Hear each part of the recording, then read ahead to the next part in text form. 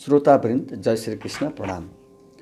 श्रोता तथा दर्शकवृन्द, हामीले बृहत श्री स्वस्थानी व्रत कथा लिएर उपस्थित भएका छौँ र सर्वप्रथम कथा सुन्नुहुने तपाईहरू सबैले हातमा चन्दन फूल अक्षता लिएर हात जोडेर बस्नुहोला। म प्रार्थना स्तुति गान गाउन गइरहेको छु। सबैजना एकाग्रचित्त भएर आफ्नो आसनबाट उठेर पुष्पाञ्जली लिदिनु हुनको लागि म अनुरोध गर्दछु। ओम यं ब्रह्मा वरुणेन्द्र रुद्र मरुतस्तन्वन्तु देवैस्तवैर्वेदैः साङ्गपदाक्रमोपनिषदैर्गायन्ति यं सामगाः ध्यानावस्थितगतेन मनसा पश्यन्ति यं योगिनो यस्यान्तं न विदुः सुरासुरगणा देवाय तस्मै नमः। श्रीमच्चन्दनचर्चितोज्ज्वलवपुः शुक्लम्बरा मल्लिका मालालङ्कृतकुण्डला प्रविलसन्मुक्तावली शोभिता सर्वज्ञाननिदानपुस्तककरा रुद्राक्षमालाधरा वाग्देवी वदनाम्बुजे वसतु मे त्रैलोक्यमाता चिरम्। मुखं करोति वाचालं पङ्गुलङ्घयते गिरिं यत्कृपातमहं वन्दे परमानन्दमाधवम्। नमो भगवते तस्मै व्यासाय मिततेजसे यस्य प्रसादात् भक्ष्यामि नारायणं कथामिमाम्। नारायणं नमस्कृत्य नरं चैव नरोत्तमं देवीं सरस्वतीं व्यासं ततो जयमुदीरयेत्।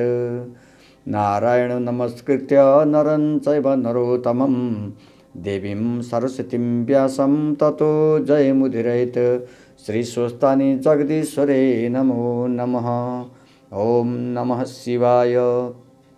सबैजनाले पुष्पाञ्जली जुन हातमा लिनुभएको चन्दन फूल अक्षता छ पुस्तकको माथि चढाउनुहोला। तर पुष्पाञ्जली चढाउँदाखेरि पुस्तकभित्र अथवा पाठ गर्ने ठाउँमा कथामा नबिग्रिने गरी, किताबलाई नबिग्रिने गरी चढाउनु हुनको लागि म अनुरोध गर्दछु। र आफ्नो आफ्नो स्थानमा पुष्पाञ्जली चढाइसकेपछि यहाँहरूले पुस्तकलाई ढोगेर आफ्नो मनोकामना, मनको इच्छा वर मागेर अनि आफ्नो आफ्नो स्थानमा बसेर कथा सुन्नको लागि, यहाँ एकाग्रचित्त हुनको लागि म हार्दिक अनुरोध गर्दछु।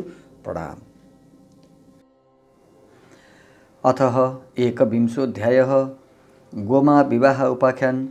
कुमारजी आज्ञा गर्नुहुन्छ, हे अगस्त्य मुनि। त्यसपछि भिक्षुक रूप महादेवको श्राप पाएकी गोमा चिन्तित भएर रुन लागिन्। केही बेरमा नारायणी गंगा स्नान गर्न गएका मातापिता हरिहरको पूजा गरी सुवर्णादि अनेक द्रव्य दान गरी घर आए। अनि गोमालाई रोइरहेकी देखेर, हे गोमा किन रोएकी, के भयो भनी सोधे। तब गोमाले भनिन्, हे मातापिता, हजुरहरू नारायणी गंगा स्नान गर्न गएपछि म अक्षता केलाइरहेकी थिएँ। अकस्मात एउटा भिक्षुक आएर भिक्षा मागे। म अक्षता केलाइसकेर भिक्षा दिन्छु भनी एकछिन पर्खाएँ। अनि अक्षता केलाइसकेर भिक्षा दिन गएँ। तब ती भिक्षुकले, हे ब्राह्मणी, यतिका बेर पर्खाई, अहिले भिक्षा दिन आइस्, त्यो भिक्षा म लिन्न दिने भए तेरा बाबाको पूजा गर्ने, तैँले केलाई राखेको अक्षता भिक्षा दे भने। अनि मैले लिने भए यो भिक्षा ल्याऊ, नलिने भए अक्षता त म दिन सक्दिनँ भने। र भिक्षुक रिसाई, हे ब्राह्मणी, तैँले अहङ्कार गरेर मलाई भिक्षा दिइनस्। अब म तँलाई श्राप दिन्छु। तँ 7 वर्षकी हुँदा 70 वर्षको बुढोसित तेरो विवाह होस्। फेरि तेरा मातापिताले ठुलो कष्ट सही सिद्धि विनायकको सेवा गरेर पाएको सम्पत्ति सबै नाश होस्। फेरि तँलाई पनि अनेक थरीका कष्ट आइपरुन्। फेरि तेरा मातापिता पनि चाँडै नै मरिजाउन्। यति भनी डम्बरू बजाएर श्राप दिए भनी सारा वृत्तान्त सुनाइन्। छोरीको त्यस्तो वचन सुनि शिवभट्टले भने, हे गोमा, ती भिक्षुक श्री महादेव हुन् र तिनले दिएको श्राप लाग्छ कि लाग्दैन। ती भिक्षुकले त्यति भने भन्दैमा रुनु पर्दैन, नरौ भनी बुझाए। त्यसपछि गोमा 6 वर्षकी भइन् र शिवभट्ट ब्राह्मणले आफ्नी स्त्रीसित सल्लाह गरी गोमा कन्यादान दिन भनी अनेक स्थानमा ब्राह्मण केटो खोज्न पठाए। तर जगदीश्वर महादेवले श्राप दिएको हुनाले कुनै पनि योग्य ब्राह्मण केटो पाउन सकेनन्। र शिवभट्टले आफै पनि सकेसम्म खोजी गरे, तर खोजे जस्तो वर पाउन सकेनन्। अनि नारायणी गंगामा स्नान गर्न गएका ब्राह्मणहरूलाई पनि हेरे, तर त्यहाँ पनि आफूले खोजे जस्तो वर पाएनन्। र हार मानी घर फर्कन लाग्दा कान नसुन्ने कुप्रो, डेरो, आँखी भुइँ कैलो र जोरिएको, केश सेतै फुलेको दारा निस्केको कालो मुखबाट तरतरी रियाल चुहिनी 70 वर्षको उमेरका शिलासन गरेर सन्ध्या गर्न बसेका शिव शर्मा नामका वृद्ध ब्राह्मणलाई देखेर निकै बेरसम्म तिनैलाई हेरिरहे। शिव शर्माले सन्ध्या सकेर तिमी को हौ, कहाँबाट आयो, मलाई किन धेरै बेरसम्म हेरिरह्यौ भनी सोधे। अनि शिव भट्टले भने म शिव भट्ट नामको ब्राह्मण हुँ, मेरो घरमा एउटी कन्या छ, त्यसैको विवाह गर्न भनी ब्राह्मण खोज्दै हिँडेको, तर भने जस्तो केटो कहीँ पाउन सकिन र घर जान लागेको हुँ। यहाँ तिमीलाई देखेर हेरेको हुँ, तिमी को हौ। यति शिव भट्टले भनेको सुनि शिव शर्मा भन्दछन् म शिव शर्मा नामको ब्राह्मण हुँ। 16 वर्षको उमेरदेखि कसैले कन्यादान दिए लिन भनेर हिँडेको हुँ। मलाई कन्यादान दिने आजसम्म कोही मिलेन। आज मेरो सौभाग्यले तिमीलाई भेटेँ। ईश्वरको कृपाले हामी दुवैको काम बन्ने भयो। हे पिता, म माथि कृपा गरी ती कन्या मलाई देऊ, सहस्त्र बिन्ती छ। ब्राह्मण भएर मेरो यो उमेर भयो र पनि अझसम्म विवाह भएको छैन। अब तिमीले कृपा गरे कन्यादान पाउनेछु। यति शिव शर्माको कुरा सुनि शिव भट्ट भन्दछन् हे शिव शर्मा, यस्तो उमेरका तिमीलाई मेरी बालक पुत्री कसरी दिने। फेरि तिमी यस्ता कुरूपलाई कामदेवकी स्त्री रति जस्ती मेरी कन्या अयोग्य छ। यति सुनेर शिव शर्मा भन्न लागे हे शिव भट्ट, त्यसो नभन, ती कन्या मलाई देऊ, तिमीले कन्या नदिई हत्या गरेर मर्नेछु। शिव शर्माको त्यस्ता कुरा सुनि शिव भट्ट मनमनै विचार गर्छन्, त्यसको कर्ममा त्यस्तै लेखेको रहेछ, म के गर्न सक्छु र। उस दिन श्राप दिनी भिक्षुक रूप श्री महादेव न रहेछन्। उनको श्राप लङ्घन गर्न को सक्ला र।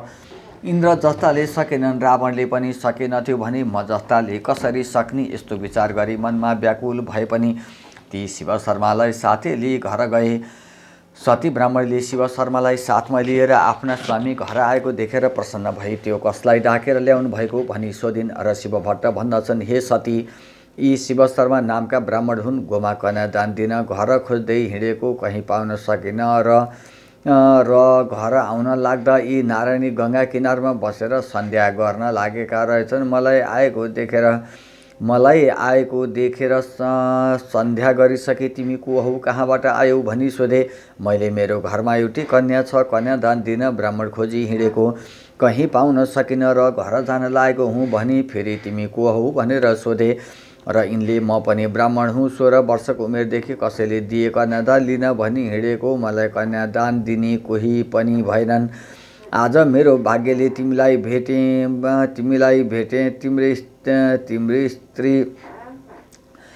तिम्री पुत्री मलाई कन्यादान देऊ भने। अनि मैले हे शिव शर्मा, यस्ता उमेरका तिमीलाई मेरी बालक पुत्री कसरी दिने। फेरि तिमी यस्ता कुरूपलाई कामदेवकी पत्नी रति जस्ती मेरी कन्या अयोग्य छ, यस्ता कुरा नगर भने। अनि यिनले त्यसो आज्ञा नगर, ती कन्या मलाई देऊ, नदिए हत्या गरी मर्नेछु भनी साथ लागेर आए। यो अनर्थ हुन लाग्यो। अब गोमा कन्यादान दिउँ कि ब्रह्महत्या लिउँ। आफ्ना स्वामीको यस्ता कुरा सुनि सती भन्दछिन् हे स्वामी, यस्तो कुरा नगर। त्यो कस्तो भने बुढो कान नसुन्नी, डेरो कैला आँखा भएको, दारा निस्केको, आँखी भुइँ जोरिएको, केस पाकेको, रियाल चुहाउने र कालो यस्तालाई मध्याह्नकालका सूर्य झैँ तेज पूर्ण चन्द्र जस्तै मुख भएकी, हात्तीको सुँड जस्तै हात पाउ भएकी, बाघको जस्तै कम्मर भएकी तथा सावित्रीका जस्ता पैताला भएकी, सुवर्ण जस्तो शरीर र राजहंसको जस्तै हिँडाइ भएकी, अमृत झैँ मिठो र नरम बाणी भएकी मेरी पुत्री त्यस्तालाई कसरी दिउँ। कसैले कन्यादान दिएन भनेर जति हत्या गरेर मर्नेछन्, के त्यो हत्या हामीलाई लाग्दछ। कदाचित तपाईँलाई त्यस कुराको डर छ भने त्यो हत्या गरी मरोस्। त्यो पाप म आफ्नो कपालमा थाप्नेछु। त्यसका घुर्कीमा डराउनु पर्दैन। त्यसलाई त 1000 ब्रह्महत्या लागे पनि म मेरी बालक छोरी दिने छैन। पृथ्वीमा अरू कोही योग्य ब्राह्मण केटो छैनन् कि क्या हो। तपाईँले खोज्न नसके म आफै गएर खोजी ल्याउली। शिव भट्टकी पत्नी सतीका यस्ता कुरा सुनि शिव शर्मा भन्दछन् हे माता, यस संसारमा बालक पनि छन्, वृद्ध पनि छन्, राम्रा पनि छन्, नराम्रा पनि छन्। कसैका धेरै सन्तान छन्, कसैका एउटा पनि छैनन्। कुनै पुरुषका आफूभन्दा उमेर व्रत भएका स्त्री छन्, कुनै स्त्रीका आफूभन्दा उमेर पाकेका पति छन्। कसैका स्त्री छैनन्, कसैका पुरुष नै छैनन्। कोही निर्धन छन् त कोही धनी छन्, कुमालेको चक्कर जस्तै घुमिरहेको यस संसारमा बुढोको हुँदैन र कसले मर्नु पर्दैन र यसकारण ती कन्या मलाई देऊ, नदिए म दुवै स्त्री पुरुषलाई श्राप दिई प्राण त्याग्नेछु भनी प्राणवायु ब्रह्माण्डमा खिची मर्न तयार भए। अनि शिव भट्ट डराए भन्दछन्, हे शिव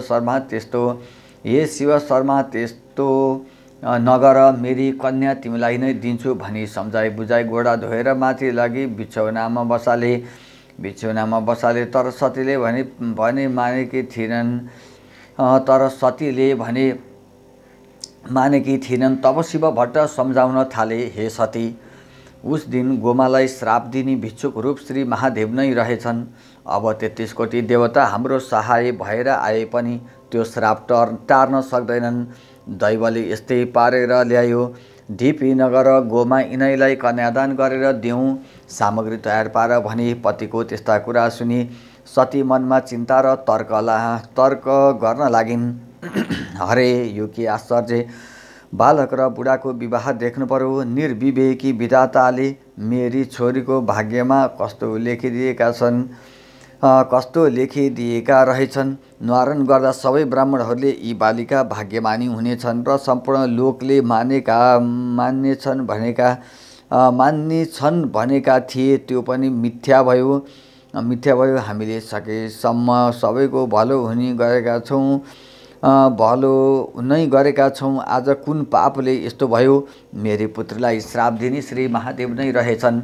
यस बालकले के जान्दथे र श्राप दिएका होलान् भन्दै साह्रै रुन लागिन्। र शिव भट्ट भन्दछन्, हे सती, नरौ, दुवैको सामु कसैको बल पुग्दैन। दैवको सामु कसैको बल पुग्दैन। दैवले आफ्नो इच्छा अनुसार सबै काम गर्दछ। त अब शिव शर्मालाई खान पिन दिई सुत्ने स्थान खटाइदेऊ, विस्मात नगर। यति आफ्ना स्वामीले भनेपछि सतीले अनेक उपचार तयार पारी खान दिइन्। शिव शर्मा सुत्न गएपछि सतीले छोरी गोमालाई डाकेर काखमा राखी प्रीतिपूर्वक भन्न लागिन्, हे गोमा, तेरो विवाह हुन लाग्यो। तेरा पिताले ती वृद्ध ब्राह्मणलाई दिन आँटे, किनकि उस दिन तँलाई श्राप दिने भिक्षुक रूप श्री महादेव नै रहेछन्। तँलाई त्यो श्राप लाग्यो, हामीलाई दोष नठानेस्, तँ पनि चिन्ता नगरेस्। तेरो कर्मले पारी ल्याएको कुरा अन्यथा गर्न कसको सामर्थ्य छ र? हे गोमा भनी आँखाबाट बलिन्द्र आँसुको धारा बगाई ठुलो स्नेहले काखमा राखिन्। यति आफ्नी माताको वचन सुनि गोमा भन्न लागिन्, हे माता, यसमा तपाईहरूको केही दोष छैन। मेरो भाग्यमा यस्तै लेखेको रहेछ। फेरि महादेवको श्राप लङ्घन गर्न को सक्ला? मैले अहङ्कारले भिक्षुक रूप महादेवको अनादर गरेँ र त्यसको फल पनि पाएँ। जो मनुष्य भिक्षा माग्न आएका भिक्षुकलाई भिक्षा नदिई अनादर गरी पठाउला, त्यसले यस लोकमा र परलोकमा पनि सुख पाउने छैन। फेरि जसले भिक्षा माग्न आएका भिक्षुकलाई आदर गरी भिक्षा दिई पठाउला, त्यसले यस लोकमा र परलोकमा पनि सुख सन्तोष पाउला। हे माता, सन्देह गर्नु व्यर्थ छ। बुढो भए पनि, लङ्गडो भए पनि, दरिद्र अथवा रोगी भए पनि, पापी अथवा क्रोधी भए पनि मलाई दैवले पारी ल्यायो। रामचन्द्र जस्तालाई त दैव लागेर वनवास जानु पर्यो। वनवासमा पनि सीतालाई रावणले हरेर लगिदियो। फेरि महादेव जस्तालाई दैव लागेर कालकोटी बीच कण्ठमा राखी नीलकण्ठ भइरहनु पर्यो। फेरि युधिष्ठिर जस्ता धर्मात्मालाई पनि दैव लागेर जुवामा राज्य हारी वनवास र गुप्तवास समेत जानु पर्यो। फेरि द्रौपदीलाई दैव लागेर दुर्योधनका सभामा बेइज्जत हुन पर्यो। फेरि राजा बलि जस्ता दानीलाई दैव लागेर पातालमा बस्नु पर्यो।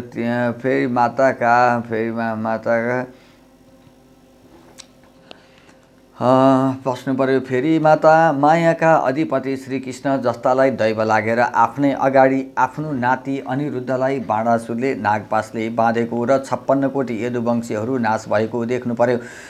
फेरि सम्पूर्ण संसारमा प्रत्येक जीवको सृष्टिकर्ता ब्रह्मलाई पनि दैव लागेर आफ्नो शिर कटाइरहनु पर्यो। फेरि देवताका राजा इन्द्रलाई दैव लागेर स्वर्ग छाडेर भाग्नु पर्यो। अतः हे माता, दैवको गति लङ्घन गर्न कोही पनि सक्दैनन्। पूर्व जन्ममा आफूले गरेका कर्मको फल अवश्य भोग्नु पर्दछ। फेरि जस्तै जस्तै ठुलो घडा लिएर कस्तै बर्ता पानी भएको नदी वा तलाइमा गए पनि जल घडाभरि मात्र आउँछ। त्यस्तै आफ्नो भाग्यमा लेखेको मात्र हुन्छ। सन्देह नगर्नुहोस्, तपाईहरूले दिएको ठाउँमा म खुसी साथ जानेछु। पुत्री गोमाको त्यस्ता कुरा सुनि सतीले प्रसन्न भएर भनिन्, हे गोमा, त धन्य रहेछस्, यस्तो सानै उमेरमा पनि यस्ता ज्ञानका कुरा गर्ने। भनी दुवै आमा छोरी रातभरि त्यस्तै गन्थन गरिरहे। प्रातःकाल भयो र शिव भट्टले शिव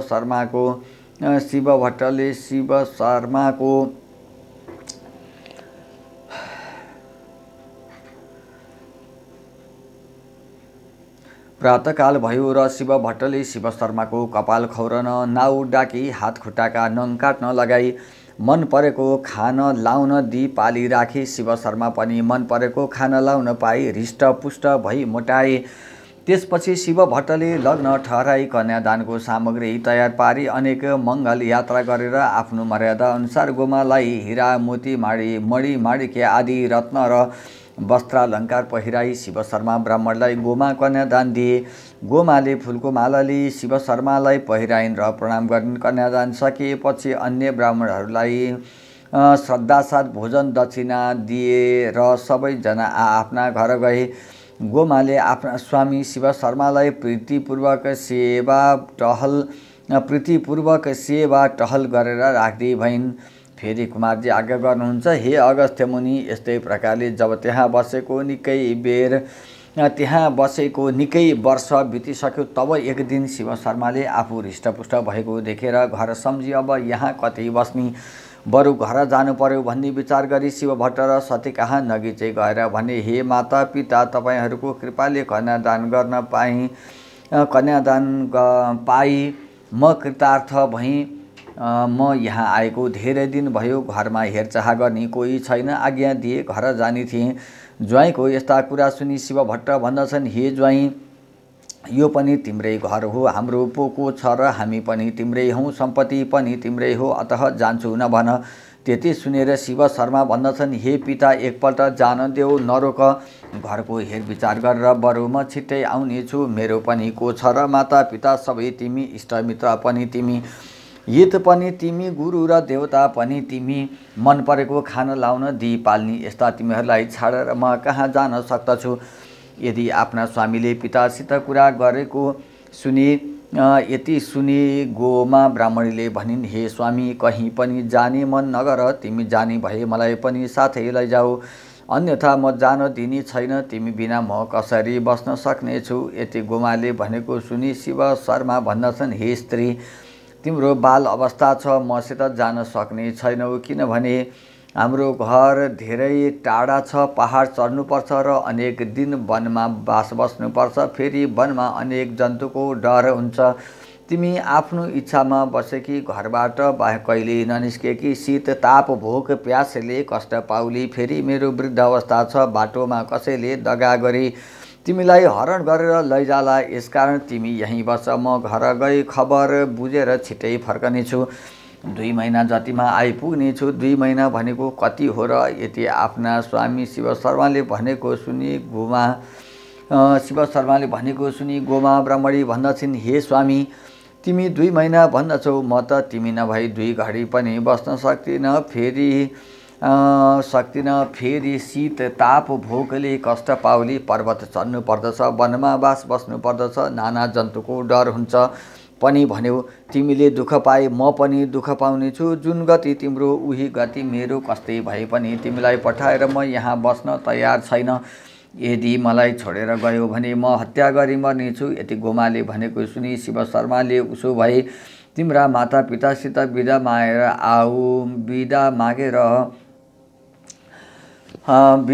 आऊ भने।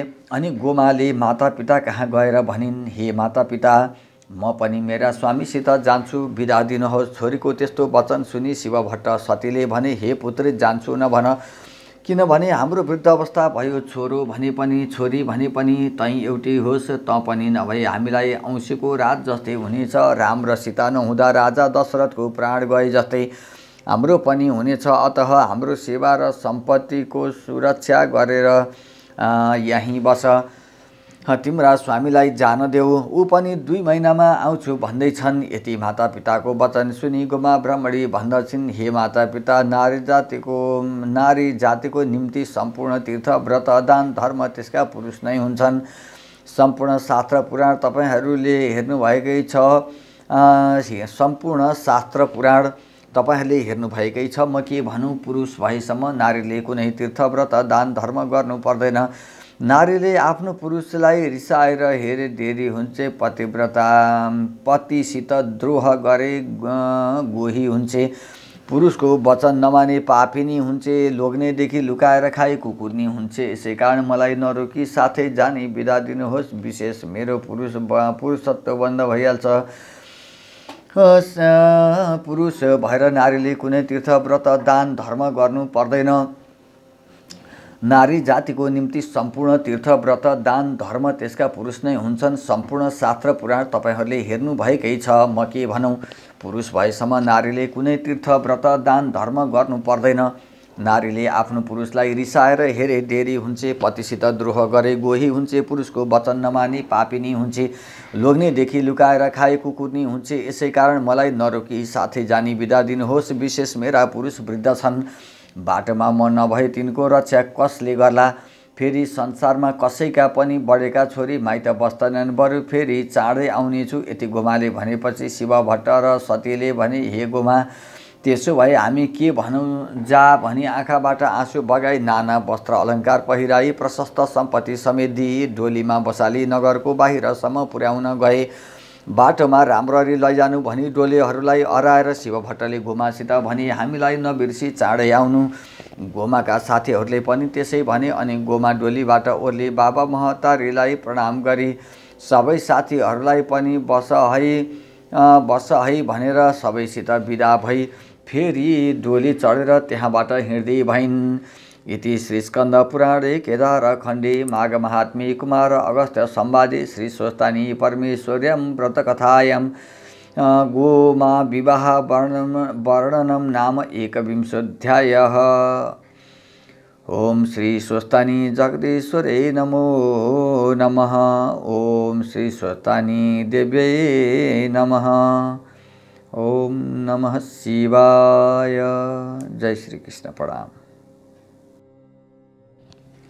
श्रोता, अब सम्पूर्ण कथा सकिएपछि यहाँहरूले पुनः हातमा चन्दन फूल अक्षता पुष्पाञ्जली लिई आफ्नो आफ्नो स्थान आसनबाट उठेर हात जोडेर एकाग्रचित्तले ध्यानमा बस्नुहोला।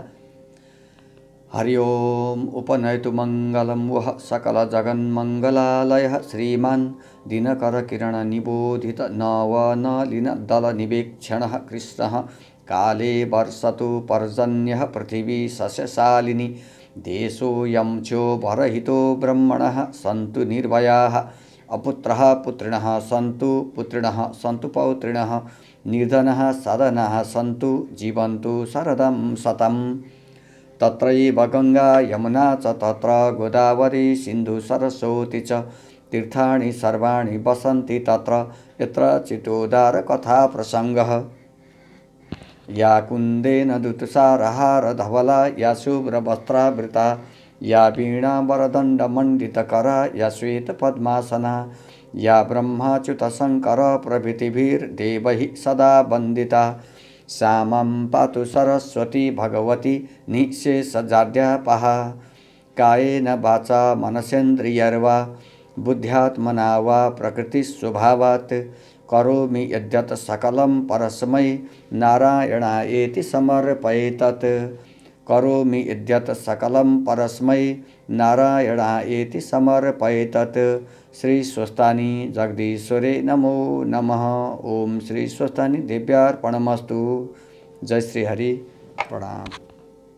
सबैले आफ्नो आफ्नो हातमा लिनुभएको पुष्पाञ्जली चन्दन फूल अक्षतालाई पुस्तकमा अगाडि चढाएर आफ्ना आफ्ना मनको इच्छित वरदान माग्नुहोला, ढोग्नुहोला र प्रसाद ग्रहण गरेर मात्र आफ्नो आफ्नो स्थानमा जानुहोला। जय श्री